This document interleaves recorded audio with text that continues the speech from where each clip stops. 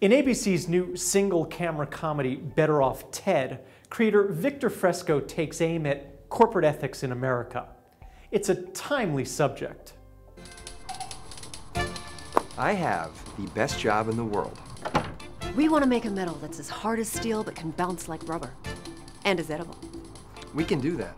I was interested in the split that we all have between what we teach our kids, which is a strong sense of right and wrong, and what we find when we get into the workplace. For instance, I was just talking to my kids this morning about sharing, and that's a very important quality that we teach our kids, to share. But in the corporate environment, you would never bring up a term like share. You wouldn't say, you know, we make a lot of money here, maybe we should spread it around. You know, which is something you want to teach your kids to do, to share, but it's obviously not in the corporate workplace. Premiering March 18th, the show stars Jay Harrington as an on-the-rise executive. Fresco says Ted is confident, successful, and surprisingly tough to write. I felt like and most comedies, and most people who create comedies, they do have their lead struggle more.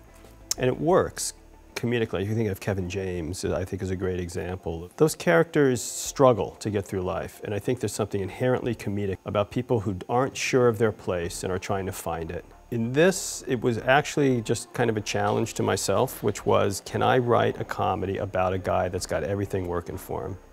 And how do you do that? What's the funny part of that character? And it is more challenging to have a good-looking leading man do comedy. In 2002, Fresco created the Fox comedy Andy Richter Controls the Universe. And though there are similarities between the two shows, Fresco hopes the differences are greater. It's an interesting thing. I wish I learned more from my failures, but I haven't. Andy, like in this setting, worked for a kind of dehumanizing company. It wasn't we didn't lean into it as much as we do on this show. It wasn't as big a character as it is here.